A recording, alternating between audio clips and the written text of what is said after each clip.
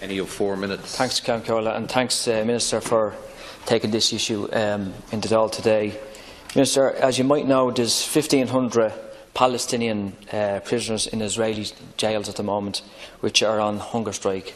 The strike is on its 23rd day, and it's been named Freedom and Dignity.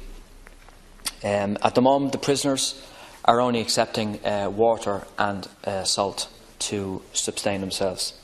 The reasons why the prisoners are on strike is the continuing brutalisation of Palestinian prisoners in Israel, and I include 300 children, not in the hunger strike but actually in the prison population of Israel. And the demands of the hunger strikers, and I read them out because actually they're crucial to the reason why they're on hunger strike, is an end to denial of family visits, the right to pursue higher education while in prison, appropriate medical care and treatment, an end to solitary confinement and detention and imprisonment without charge or trial. At the moment, Minister, the prisoners are subjected to solitary confinement, torture, medical negligence, prisoner abuse, withdrawal of phone calls to their family members, and basic violations of their basic human rights. Now, over the last 23 days, some of the prisoners have been moved to different other jails, which is highly suspect by the Israeli authorities. There's even talks, which I find absolutely unbelievable, that the Israeli government have stated that they're willing to force-feed some of the prisoners. And I thought this was probably like an exaggerated statement, but apparently this happened in the 1980s with other Palestinian prisoners on strike in Israeli jails. One of the leaders of the prisoners, Manwar Barghouti, is in solitary confinement for the last 23 days, and I think that's quite outrageous.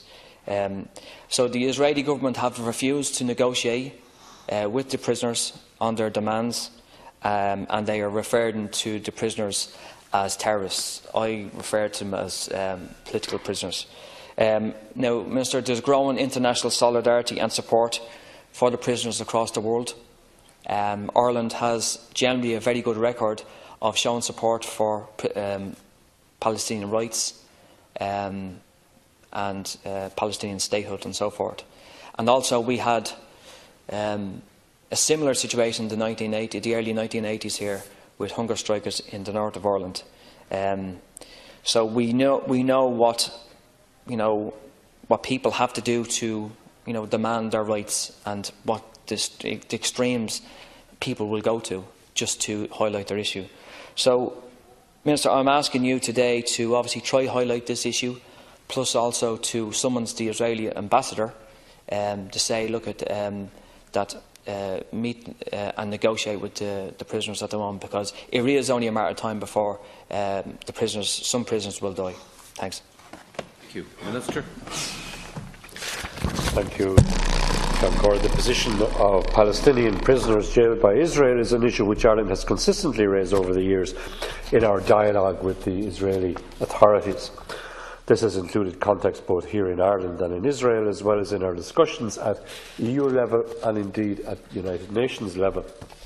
Our concerns have related to both the incidents and the conditions of detention. This has included the increased use of administrative detention without trial, and our concern that detention is in some cases being used to try to deter activists from engaging in peaceful and legitimate protest against the occupation and related policies. Of course, we must also acknowledge that many Palestinian prisoners, including some on hunger strike now, have been convicted of the most serious of offences, including involvement in violent attacks. Issues raised under conditions of detention have included physical conditions, medical issues, legal processes, and the matter of family visits. It's only fair to recognise that we could express similar or stronger concerns in relation to prisoners in many other jurisdictions in the region, as well as in Israel. Within those representations we've made to Israel, there has been a particular focus on detention of children Ireland raised this question in our intervention at the Universal Periodic Review of Israel at the UN Human Rights Council in 2013. We have also engaged with the Israeli authorities on some specific issues relating to children. There have been some improvements, such as the raising of the age at which young persons are treated as adults in the judicial system. In relation to the current situation, some 1,500 prisoners were reported to have begun hunger strike on the 17th of April. We cannot support the use of hunger strikes as a means of exerting pressure. There is a real risk of attitudes hardening on either side, leading ultimately to tragedy. We do not want to say anything that could add to that risk. We are all indeed aware, of course, of the danger of a hunger strike leading to an increased tension, clashes on the streets as we have seen in the past. For these reasons, I will not be commenting on specific issues which the strikers have raised. However, I would reiterate our essential position, which should be an obvious one, which is that detained Palestinians should have the same protections and conditions that Israel affords its own citizens when under detention. I wish also to stress, since Palestinian prisoners should under international law be held within their own territory, that when Palestinians are being held in Israel, special attention must be given to ensuring that family visits are realistically facilitated. My department has raised this issue with the Israeli ambassador on the 9th of May. We also raised it yesterday with the Israeli mission to the European Union in Brussels. The EU missions in Palestine, including Ireland's mission, issued a public statement on Saturday last concerning the hunger strikes and issues relating to the conditions of detention and calling on Israel to respect fully the rights of prisoners. I am aware that previous hunger strikes have been resolved, allowing a tragic outcome to be avoided. I very much hope that this will also be the case on this occasion. More generally speaking, however, issues in relation to prisoners will continue to be followed closely by my department. Thank you, Minister. Deputy Kenny. Thanks, Minister. Minister, I think you should take sides, because it's not a kind of a case of these are ordinary prisoners. Most of these prisoners have been incarcerated without their will. And as you stated, there's 300 children, and they're not part of the hunger strike, and part in Israeli prisons. And Palestinian prisoners are subjected to the most inhumane treatment that Israel can actually mete out. And if it mirrors what Israel's about in the big term, how they treat Palestinian people in the West Bank and Gaza and in Israel itself, well, that's a terrible reflection on the state of Israel.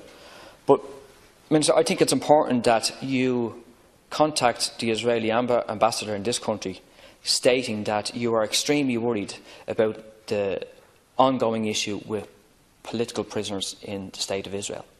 And I think it's very, very important that you relay that, because not only recently, I think it was in the news that Ireland has bought military drones off the Israeli military. I find that absolutely extraordinary. While a country has an appalling human rights record, yet Ireland, you, Minister, your government, buys military hardware of a horrendous, obnoxious, racist state such as Israel. And you say that you're not going to take sides. But see, that's the problem. You need to take sides. You need to take the sides that it's the oppressor oppressing the Palestinian people. And the reason why these men are on hunger strike is to highlight their issues in Israeli jails, because they're being brutalised. I would do the same. And I think it's a sense of solidarity that we actually show, not only the Palestinian prisoners but also Palestinian people at this moment, that we should go to the Israeli ambassador and tell him, look, deal with this situation before people die. Thanks. Minister, to conclude. On the specific issues which have been raised by the strikers, I don't regard that as being appropriate. But I want to reiterate, and I want to assure the Deputy that Ireland will continue to be active on this issue. In fact, only yesterday, officials from my department spoke directly to the Israeli ambassador on the matter. And we, of course, have been active for many years on prisoners' issues. We've raised the current situation of the hunger strikers directly with the Israeli authorities. We're keeping these contacts low-key. I certainly don't want to do anything that might exacerbate the situation. EU missions in Palestine are also aware of the situation and they're actively engaged, including Ireland's. We've issued a public statement in that regard, a statement of concern. Indeed, in the course of that statement, we reiterated the call by the European Union for full respect by Israel of international humanitarian law, human rights obligations towards all prisoners. Indeed, the detention of Palestinians who qualify as what can be described as protected persons under Article 4 of the 4th Geneva Convention, prisons in Israel, is in contravention of Article 76 of the Geneva Convention. I believe it's important that access by family members towards their detained fellow family members should not in any way be impeded and should be in fact facilitated. The heads of mission, including Ireland's, have also reiterated their long-standing concern about the extensive use by Israel of what the Deputy has described as administrative detention without formal charge. So there are many issues involved here of some concern, and I wish to assure the Deputy of Ireland's interest in this matter. He mentioned specifically the issue of force feeding. I would be opposed to the use of force feeding. I know that Israeli doctors' organisations have long said that they would refuse to cooperate with force feeding. I wish to assure the House and assure the Deputy that Ireland will continue to play a role in this matter. Thank you very much.